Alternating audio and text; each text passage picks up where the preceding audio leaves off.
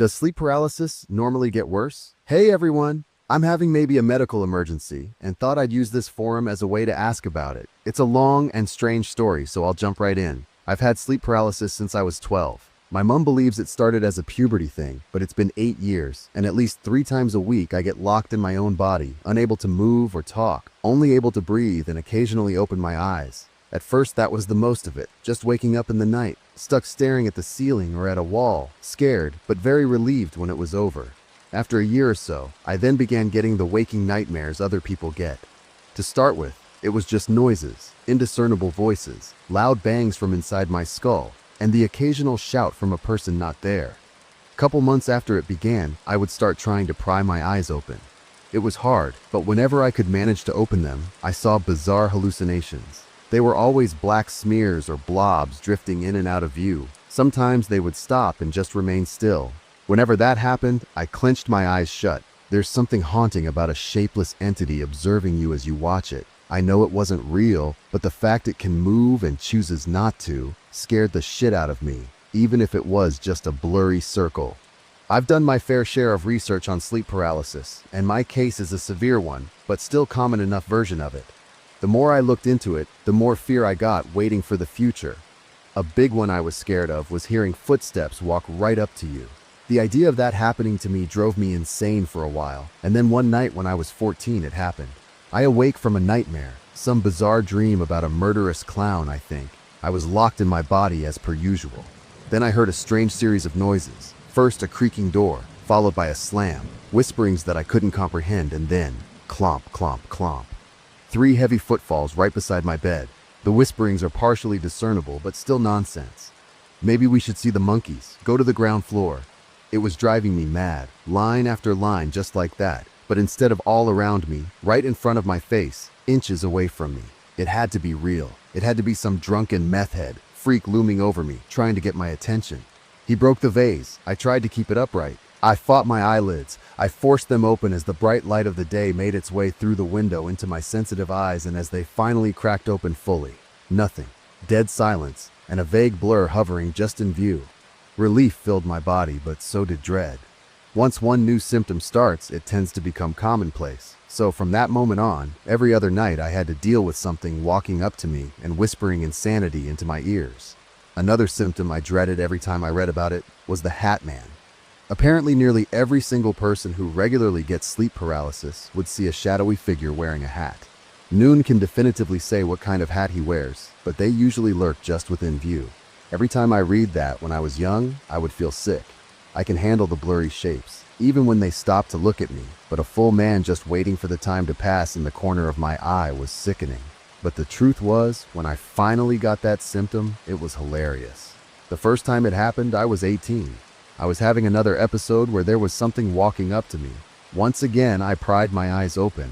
Only this time, the voices continued, but they moved rapidly over to where a huge congregation of blobs had formed in the vague shape of a man in the corner of my eye.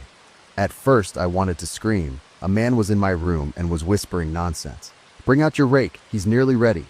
Then I had this overwhelming urge to check his hat. Everyone talks about his hat, so I wanted to finally get to the bottom of what it was. Lo and behold, a fedora, it had to be. The short brim, divot on top, mixed with the vague outline of a trench coat. It was a blurry man trying to look like a detective, or maybe a Redditor. The idea made me snap out of sleep paralysis immediately and laugh my guts up until I cried. This guy? I thought. This guy is the thing everyone is scared of, a rambling idiot in a shitty cosplay. There is only one thing scary about him. Is he real? I know that's a bizarre question, but everyone seems to see him, and he is always wearing a hat. So is he real? Or is he a visual ingrained in our minds? An evolutionary fear? If that's the case, why do our minds give him a hat? It's always bothered me a bit. The final symptom I got later was the weight on my chest. Apparently, a lot of people get a heavy hallucinatory feeling on their chests when they're in sleep paralysis. They get a sensation of a little creature resting on them and holding them down. Often this is accompanied by a shortness of breath or the inability to breathe. I never got it until a year ago. At 19, my mom wanted me to move out. She was a very traditional parent. Once you're 18, out of the house, live on your own. I managed to hold on to an extra year, but then my mom buckled down, made us look for some housing. "You're gonna be 50 and still living with us, Bailey. Harden up and move out." She would tell me. I always found it insane. She acted like living with a 19-year-old was like looking after a middle-aged man. Besides, she never taught me how to look for a house, get a loan, find places to rent, nothing. I was on my own working it all out, and she would occasionally shoot me with an address or an affordable place to rent or buy. I would attempt to look into it, but I always got confused or embarrassed while inquiring, so I didn't get far on my own. Mom then received an offer. Mom is a manager at a local grocery store, a small chain but nothing major. The owner of the whole chain comes in from time to time to check in with each individual store.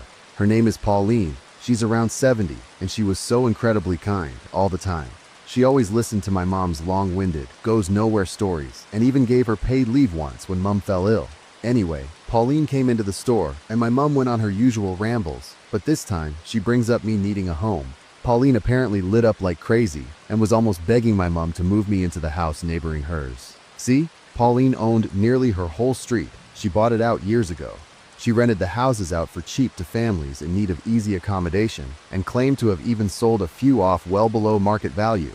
The house next to Pauline's has been vacant for a while, she told my mom. About 4 years or so is what she said, so she'd happily let me rent it for an insanely cheap amount, just so she was making some kind of money from it. So that's where I moved in. The first day I moved in, I got to meet Pauline myself. She was short, but held herself well. White curly hair, and even a small grandma mustache on her upper lip. She helped me tidy the place of dust, which shockingly wasn't much, so I asked her, "I thought this place had been empty for a while." Pauline nodded. "Yes, a couple months now. Didn't have the time to dust every day, so it built up a little. Sorry." I got quite confused. That wasn't what Mom said. I was sure of it. After a small period of awkward silence as we scrubbed old grit from the oven, I stopped and looked at her. "A couple months?" She nodded again. Her face seemed cold. "Mom said it was 4 years. Pauline stopped for a moment like she was caught off guard and then chuckled. "Oh, my bad, sweetheart. That must have made me sound like quite the liar." She slapped her hand on my shoulder and chuckled a little more. "Your mom must have misunderstood. What I meant was, I can't keep someone in this house for a long period of time. They usually move out after 6 months or so. Some don't even last a full month." She was still chuckling to herself, which made me feel uneasy. It wasn't really a funny misunderstanding, just a simple mistake, but she laughed so awkwardly, like she was laughing out of courtesy at a bad joke. I turned back to the oven and started scraping away. I wondered why people couldn't stay long. The house was nice, well kept, fairly large, and even still had a decent amount of furniture. I dragged my head from the oven and got her attention by tugging on her dress like a 5-year-old. "Why don't people stay?" I asked as I stood to my feet and dusted my knees off. Pauline let out a little sigh and then tossed her rag into the sink. "I should have told you from the beginning." She walked out and waved a hand for me to follow. She took me to the bathroom and then pulled the door of the shower open and pointed to the drain. "There's something wrong with the plumbing. I've had people come to look at it, but it can never seem to be fixed. A rancid smell occasionally lifts up through this pipe, and a few folks have claimed they saw fatty hunks rise from it. Their best guess was the sewers are backing up into the house's plumbing. I don't know how it works, so I just took their word for it." She looked to me with a worried smile. "Sorry I didn't tell you. That's not fair on you." I told her it was all right, and then I stuck my head in to look closer at the drain, and then I could smell it. It smelt bad, like someone had left chicken out for too long and it had gone sour. But admittedly, it wasn't too awful. "They moved out over that smell?" I asked with a soft chuckle. "Not even that bad. You have nothing to apologize for, Pauline." After that, I was all moved in, and after the first week at the new house was when I got the symptom. I had a nightmare about a car accident, and in the dream, the steering wheel pushed into my chest, crushing my lungs. When I awoke, I still felt that crushing feeling, and once again I was locked into my own body. What was strange about the sensation was that it didn't match any description of what I read online. Online people say that the sensation is like a singular, unmoving weight on your chest, like it sits mid-chest or closer to the stomach, and it remains until you finally snap out of it. But in my case, it started at my belly and shifted up my body. Also, it wasn't in one spot. It almost felt like something was wrapped around my torso, like rope loosely tied around my body. Strangely, the sound of footsteps and whisperings were gone, and instead replaced by a steady, rhythmic breathing. I needed to prove nothing actually bad was happening to me, so I fought to open my eyes, but my body just didn't let me. I strained and tensed, but nothing worked. Frustrated, I stopped and let whatever this symptom was pass. When it did, I felt sick. The symptom didn't just stop abruptly or fade slowly. It stopped, naturally. The weight around my torso lifted, like something was grabbing my whole body and decided to let go. The breathing sounded like it turned away from me, and then I heard the hallucination leave. Heavy footfalls across the carpeted floor, and then wet slapping as it hit wood and tile. I heard it walk through my house. Its breaths were still loud enough to make out from a fair distance, and then it disappeared. It sounded muffled suddenly, before I couldn't hear anything at all. A soft rattle filled the empty air briefly, before still silence came to me again. Then I woke up. I sat upright for a moment to gain composure, and then hung my head in my hands. It was awful. It was by far the worst hallucination I've ever had, and if it became constant, I feared I'd need psychiatric help or pills. After 10 minutes or so, I laid back down and fell asleep again. The following morning, I looked around my house, almost paranoid, as if someone actually got into my room and held me down. I felt stupid when I checked underneath my bed like a child looking for the boogeyman, but I needed to be sure. I went to the bathroom, and the smell had gotten slightly stronger, but not by much. It was still easily tolerable. I did see the fatty substance, though. It had collected around the rim of the shower grate, but not through the slats that hair usually gets caught in. It almost looked as if the fat was placed along the rim, and someone closed the grate over the top of the gooey substance. Strangely, the smell wasn't coming from the pasty pink fat. It was coming from something in the pipes. Out of courtesy, I informed Pauline the fat showed up in the drain. She thanked me and said she could get a plumber if I really needed one, but reminded me that they never seemed to find anything, so I passed on the offer. The hallucinations went back to normal for maybe a week and a half. Then the awful one came back. This time, when I awoke from some kind of dream, I was on my side, facing the wall. Immediately, I knew I was paralyzed, so I tried to pry my eyes open. As I tried and struggled, I felt something nudge my back, a small push. It didn't feel like a hand. It felt more like a dog pushing its forehead into you to get pats. I was shocked, but just kept telling myself it was a hallucination which calmed me down. Push. It shoved me harder. I felt my body rock slightly. Was I twitching to match the sensation of the hallucination? Is that possible? Move! A gurgled voice said behind me, right behind where I was pushed. Move! It sounded like someone was talking in a cavern, but the exit to the cave was directly at my lower back. I was horrified. Normally the voices are whispers, not a speaking voice, and not that close. I needed to open my eyes. I had no other choice. I pulled and pried, and finally they snapped open.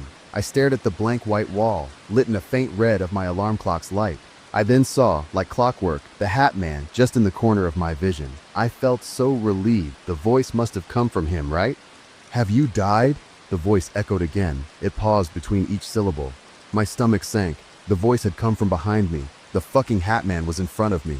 I then felt one final mighty shove, which rolled me face down. I stared into my pillow. I couldn't breathe. I couldn't lift my head. I then heard the soft footfalls of the thing behind me leave, followed by the exact same noises as last time. Wet slapping, then a vibration that filled the house. I didn't even care. I was face down in my pillow, and I couldn't even get a breath in or out. I tried so hard, I tried to suck air in, but only got nosefuls of fabric. Try going to the yard. It keeps the flies off your back. The regular hallucinations kicked back in. It startled me, but I needed to force myself to wake up fully. I strained my neck. I pulled up as hard as humanly possible. My head was getting light. I could see stars in my vision. No, it's serious. I have it. I was dying, and the last thing going through my head was the ramblings of an insane hallucination. In one final attempt, I wreathed my head off my pillow, and the ramblings stopped. The Hat Man gone. I coughed and then cried. Why did my own body try to kill me? I went to the bathroom. More fat rimmed the drain. The smell still the same. I looked closely at the pinkish flesh. It was wet. It had just come up. Disgusting.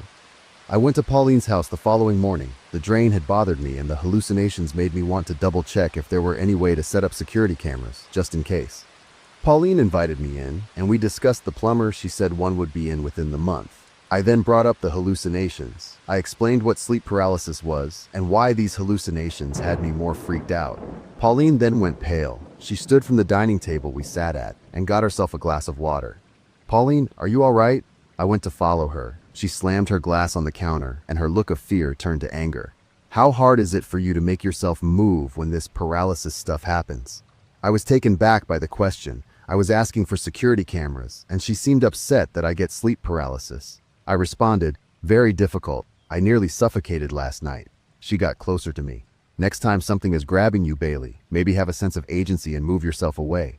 I didn't understand. Was she mad at me for not keeping myself safe? Was she confused? I couldn't think of a response. Pauline mumbled a string of vulgar nonsense and then looked at me. Bailey, please understand, I get that what's happening to you is all in your head, but when it happens, really try and push yourself. If there's something in your room, you need to get yourself out right. I nodded. Right, obviously. After a few more tense moments, I excused myself and left. As I opened the front door, Pauline caught up to me. Your mother says it's your birthday tomorrow? I'll look into getting some cams as a late gift. I nodded. Sounds good, thank you. I gave her an awkward hug and parted ways. The whole encounter bothered me. Why did she say something instead of someone when referring to the hallucinations in my room? Why was she mad at the fact I have a condition I couldn't control? I decided to distance myself from her. My only guess at the time was that she just didn't believe sleep paralysis was real, and I was some stupid teenager hiding from an intruder instead of getting help. The most recent hallucination is why I made this post. From what I can tell, visually, sleep paralysis hallucinations are just blobs or vague shadowy shapes. They normally don't have color or vivid details, right? It was a night ago, a week after the pillow incident. I didn't even awake from a dream like normal, but I was on my back. I felt relaxed, loose. I nearly felt like I could move, but I didn't. I was too scared. The sound of heavy breathing was directly above me. It sounded like wind blowing through a cave tunnel. I felt it in my face. I felt the warmth of something or someone breathing onto my face. Bailey, she calls you, Bailey. The echoed voice gurgled forth from the abyss. Never in 8 years had a hallucination used my name. Never. I was horrified. I was on the verge of tears. Bailey, have you died? The voice asked like it had the other night. Pauline had been right. If this person was real, I needed to move. I needed to run. I went to struggle to open my eyes, but instead they flung open, with ease. Lit only by the faint red from the clock, was a being so horrific, I don't know how my mind could have conjured it up. Looming over me was a man, maybe 7 feet tall. He wore no clothes and stood naked in my room. Where the genitals would be was just mushy flesh. Scanning up and down the torso, it didn't have a chest, just a flat slab of skin, no details. Its legs were thick like an elephant's, but its feet were long and stretched under my bed and out of sight. Its arms were the normal length a human of his size would be, but its hands, resting on my bed, were the length of his forearm. Each finger, the length of my forearm. I then noticed one of its hands was already wrapped around my leg as if it was ready to yank me off. Its face, though, its face is where it becomes sickeningly vile. His mouth and nose jutted out like a horse, the nose resting on the upper lip tilted towards the roof, even as it looked down at me. The eyes were bulbous, and on the side of its head, they scanned the room like a chameleon, rotating independently. His teeth were a disorganized mess, no symmetry, no rhyme or reason to their placement, just a mess of busted, browning teeth. Its mouth was agape. It felt like it was ready to bite into me, but instead, a voice exited its throat. Without moving its mouth, it spoke from within its neck. Your eyes are open? It shifted its head so only one eye could gaze at me and investigate me closer. Are you awake, Bailey? The echo made sense. The voice was escaping from its barrel-like body and leaving through its elongated maw. I can only feast on those who are awake. I so desperately wanted to sprint. I wanted to shove it down and run for my life, but I didn't. I couldn't. I was paralyzed, right? Honestly, I was too scared to check. Last chance, Bailey, it gargled out. As it spoke, its teeth started to move, rotate around its gums like a chainsaw. The top and bottom rows rotated in opposite directions, and as they slowly spun around this thing's jaw, blood and drool formed and dripped from its gums to its lip. The sound of the teeth shifting through its gums was like cutting through raw beef with a dull bread knife. A soft sloshing could be heard as the mixture of drool and blood flooded down its neck. The grip on my leg grew tighter as the thing got closer to my face. A wad of drool slowly dripped out onto my pillow. It was maybe 2 inches away from my face when it screamed, "Wake up, Bailey!" The voice sounded like an explosion echoing out of a coal mine. Drool flicked over my face, some into my open eyes. It stung. It shouldn't have. It was a hallucination. It wasn't real. It couldn't be. I stood my ground. I didn't move. I didn't whimper. I even tried to blink as rarely as I could. It then let go of my leg. Its teeth slowed to a halt and it turned away, the breathing moving away with it. Then the wet slapping and the vibrations filled the house. I didn't know what to do. I didn't want to try moving. I couldn't prove to myself that what just happened was real. It wasn't real. It couldn't be real. I repeated that to myself until finally, after maybe 2 hours, I fell back to sleep. The following morning, this morning, I woke up. I had drooled in my sleep, and it was all over my pillow. The strange fatty substance rimmed my drain again, so I decided to head to Pauline's to get an ETA on this plumber. I knocked on her door but got no answer. Strange, I thought. She was usually cooking breakfast before I even woke up in the morning. I could smell it through my window. I decided to have a quick walk around to the back door in case she had fallen or had an accident. As I crossed past a window, I saw red. So much red. It was the bathroom. I peered in. Where her shower drain was, stood a pile of gore. An arm stuck out, and around it a thick hunk of skin. It bloomed out like a rose from the drain. I saw a trail of blood led out of the bathroom and down the hall. Holding back vomit and forcing myself not to scream, I ran around the back of the house where she had a sliding glass door to get in. I prayed it was unlocked and yanked. It slid open. Bolting inside, I followed the red trail of crimson blood. It led to a room at the other end of the house, her bedroom. Laying on her pillow was just her head. Where her neck would have started was instead torn flesh. It looked as if it was shredded or ripped by small, dull blades. I started screaming and took off out of the room, immediately phoning the police. When they arrived, they were shocked and confused. I told them my sleep paralysis and the fatty substance in the drain. They didn't believe my sleep paralysis story, but seemed very interested in the substance. About an hour ago, I received a call from an officer I spoke to earlier that day. "Hey mate, how are you holding up?" he asked. His tone was soft but concerned. "I think as best as I could be, given the situation," I responded. "Now Bailey, I think it's best for you if you find somewhere else to stay tonight. I think Pauline got herself mixed up in something nasty." The officer cleared his throat, and I heard the rustling of papers. "We've never heard of a criminal organization that specializes in just indiscriminate murder, but we believe that's what happened here. Pauline kept a journal of people who lived on this street. We double-checked each name, and they correspond with names of people who have gone missing within the past 4 years. Your name is at the bottom of that list." My heart sank. Pauline was trying to kill me? How? Why? The officer continued. "We believe this killer couldn't get into your house, and so as punishment, killed Pauline. We believe a chainsaw was used on her neck, and they used some form of long wire to try and pull her corpse into the sewer via the drain. How they expected that to work is beyond me. But when we examined the local waterways, storm drains, and sewers, we found mounds of rotten flesh, bodies, the newest being around 2 months old." He continued explaining the details and how insanely long a wire or rope needs to be to pull a body from a house's drain system into the sewer, but they had done it numerous times. Most of the bodies were missing limbs or hunks of torso, and the cops think that Pauline was sent to clean up what they left behind. I had one last question for the officer. The dead bodies explained the smell, but what was the fat around the drain hole? "We couldn't get a DNA match, but it's some kind of natural lubricant. We think the killers used it to yank as much of a person as they could into the drainage system." Now I'm sitting here, lost in thought. The serial killer story makes some sense to me, but that monster felt so real. My mind could have just made it up to explain Pauline's weird behavior. So, does sleep paralysis normally get worse? It's been a week since my last post, and a lot has happened, and I still can't tell if it's all in my head, so I would really like some advice. Can all of this be explained by a mixture of a murder plot and my severe form of sleep paralysis, or am I being hunted by a monster? The first night after the incident, I tried to sleep in the house. It all happened. It took me hours to finally sleep, and when I did, I had horrendous nightmares. Seeing Pauline in such a contorted state, her guts spewing up through the drainage hole, her arm skin peeled as it nearly got sucked into the pipe, exposing the muscle and tendons twisting and snapped. I couldn't shake the image. I dreamt of myself slowly being sucked into the drain as I showered. I could imagine the pain of my legs breaking to fit down such a narrow gap. Every time I would have a nightmare, I would wake up just as I died, and whenever I would wake up, I would be stuck, unmoving, trapped in my paralyzed body. All the usual symptoms were there: the visions, blurry blobs, and the voices speaking to me about chaotic nonsense.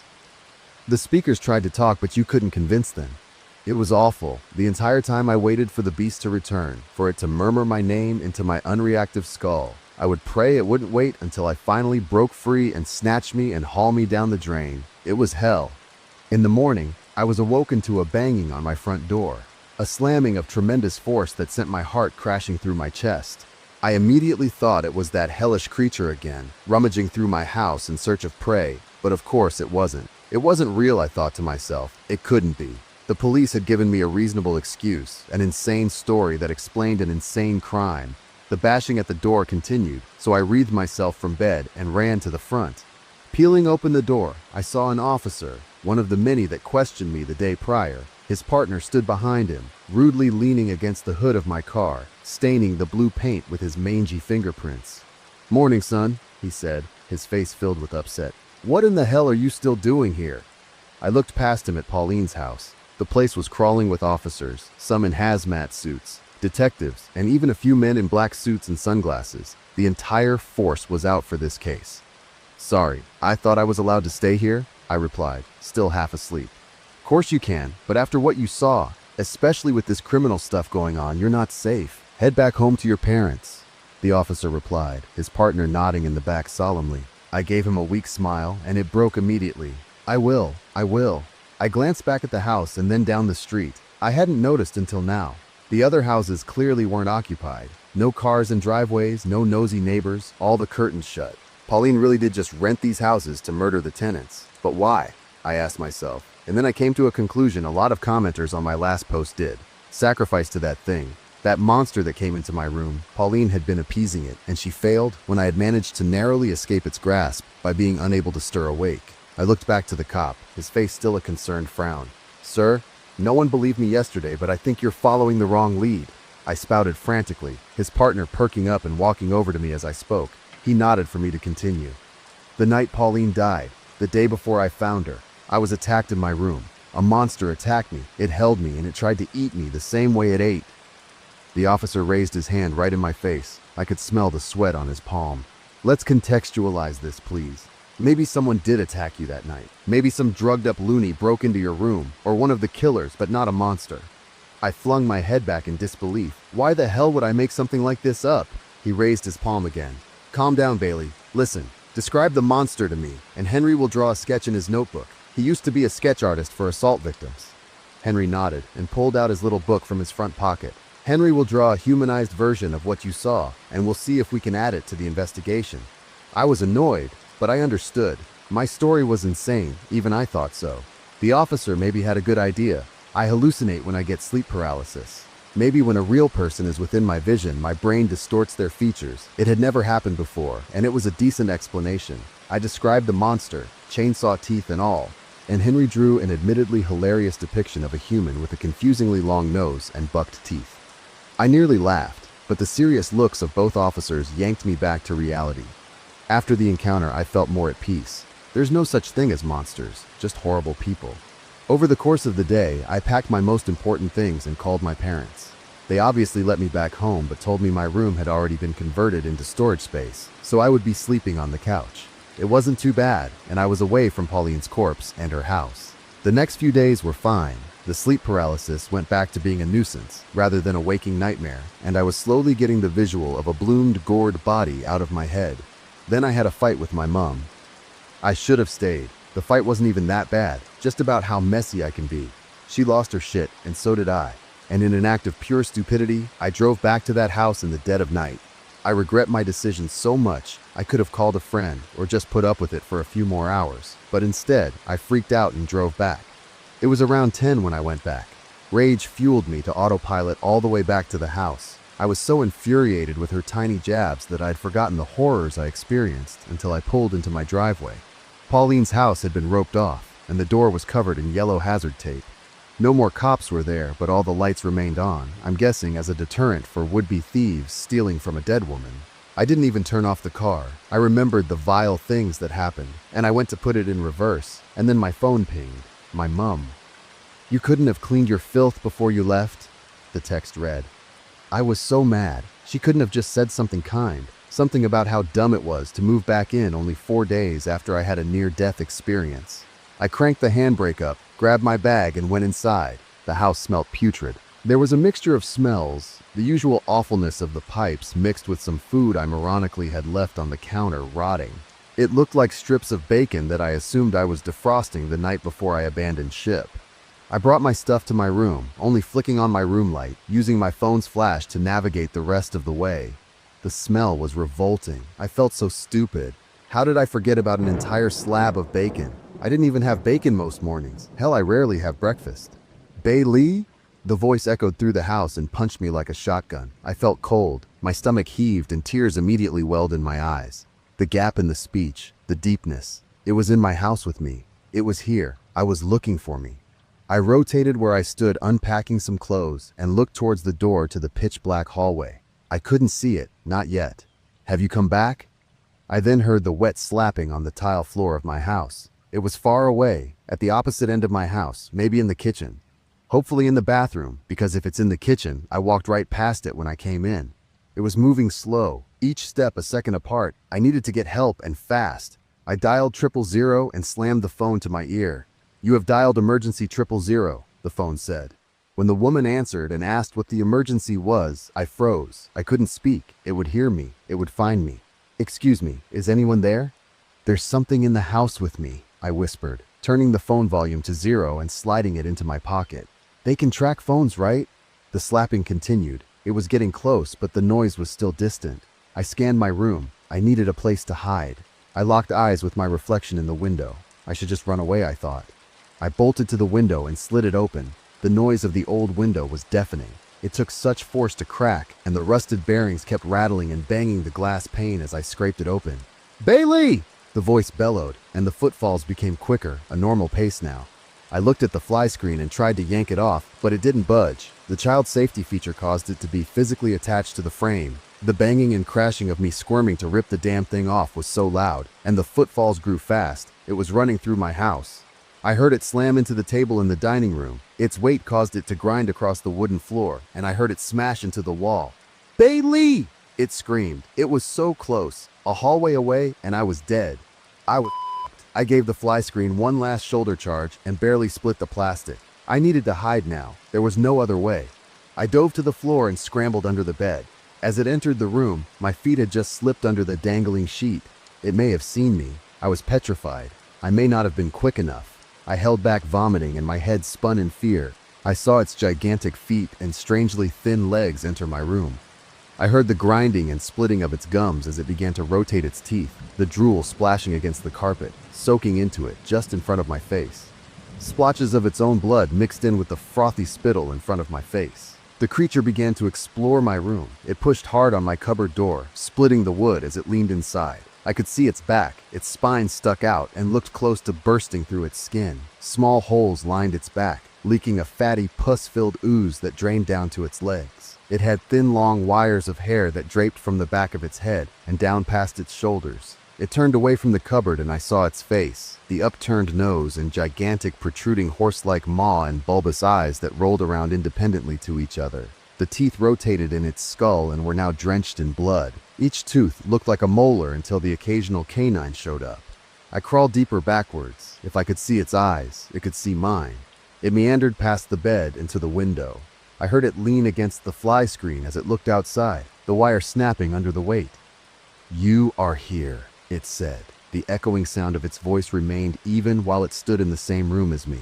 "Bailey, where are you?" Its voice sounded monotone but angry. It had a growl to it. It wanted me. It wanted to eat me. I lowered my head and looked toward the hallway. It was a straight shot out. I just had to run when it was back at the cupboard. I then felt it lean on the bed. The entire bed buckled, the weight of this thing. The wood creaked and groaned as it splintered slightly. I heard a splash of liquid and felt it spray my legs. I turned my head to see what it was doing. It was leaning down, and the drool it had contained within its mouth had dumped out onto the floor. It was trying to look under the bed. I slowly watched in horror as one of its eyes came into view. I hauled myself as quick as I could from under the bed. It screamed an awful animal screech as the teeth whirred so much faster. I got out from the bed and saw it in full view, its head so close to touching the ceiling as it stood tall.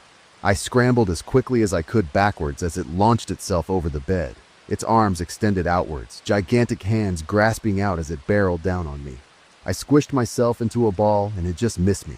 Flying past and crashing into the cupboard, I jumped to my feet and ran for the door. My shoulder whacked into the door frame on the way out, sending a wave of pain through my body. But I didn't slow down. I couldn't slow down. This thing was fast. I could hear it gaining on me. I circled around the corner and started heading towards the front door. Not the quickest way out, but I had less of a chance of being cornered if things went south. The wet slapping of the creature's feet behind me grew closer, the grinding and sloshing of the teeth so loud as if it was just behind my head. I then felt it hit my back, a firm strike from my right shoulder that then scratched down to my mid-back. It must have missed me with its full palm and just nicked me with its gnarled finger. How had it got so close? There was no way I would have made it to the front door, so I turned into the kitchen. It had 2 exits and I couldn't be trapped. As I turned in, the rancid smell of the bacon sent my head spinning and my eyes began to water. I heard the beast miss the turn and crash loudly into another wall and let out a bellowing screech that sounded more echoed, like a lost coal miner screaming for help in a cave. I looked for any potential hiding spots in the kitchen, my eyes vaguely adjusting to the darkness. I finally got a better look at the bacon on the counter and nearly vomited.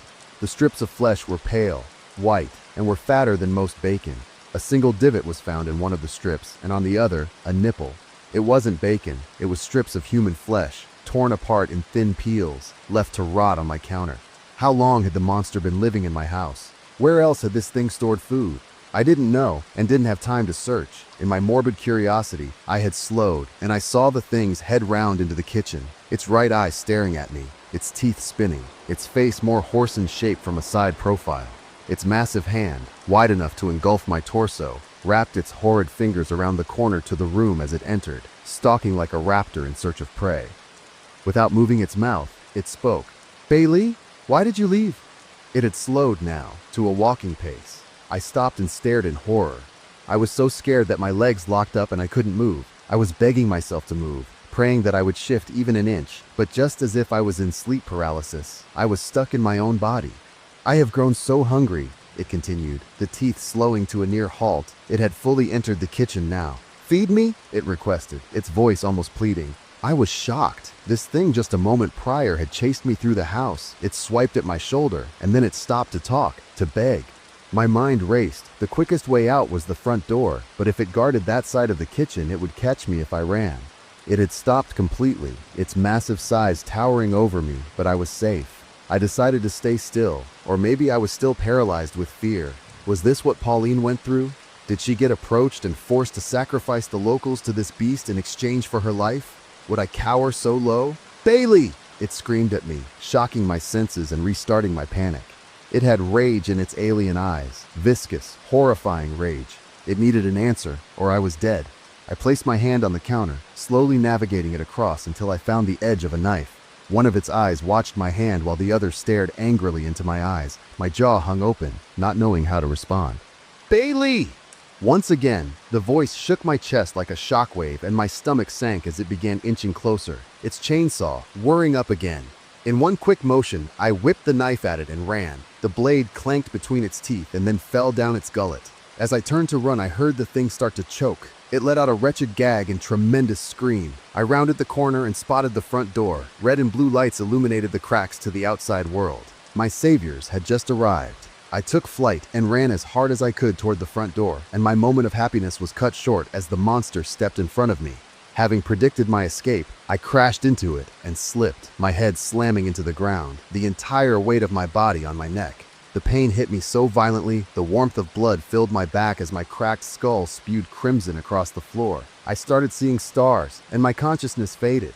I saw the thing loom over me, the knife blade jutting through where a throat would normally be on any other creature. Blood leaked across its chest. It reached down and grabbed my leg. It started to drag me away. I could feel the skin on my head opening more as it was pulled across the wooden floor. As my vision faded, I knew I was dead. I would never wake up again. I heard the police banging on the door and calling something that my dizzied mind couldn't comprehend. I then saw the creature turn and look at me one final time and say something that sent a wave of memories through my mind. "Are you awake, Bailey?" I blacked out. When I awoke, I was on a stretcher, being hauled into the back of an ambulance.